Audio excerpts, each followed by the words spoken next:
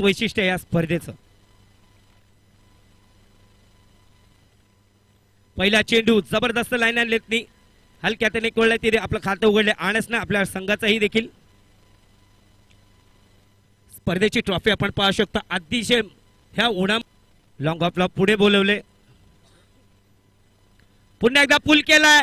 चेंडू जातोय या सिरीज पंचाचा निर्णय 6 धावांसाठी षटकार.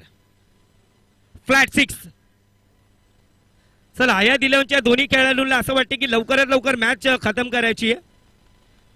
त्याच निर्णयाने दोन्ही खेळपट्टीवरती आलेत आणि काय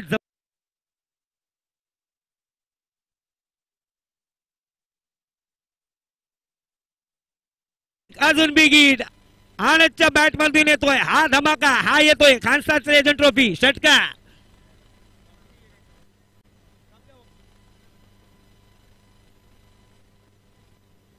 पुन्हा एकदा ते चित्र पायावरती चेंडू आला तर तुम्हाला आश्रम माहिती आहे.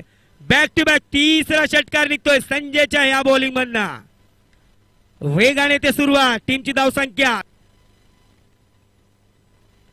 पुन्हा एकदा चेंडू हवेमध्ये नो मॅन स्लॅम मध्ये चेंडू जातो 1 बाउन्स.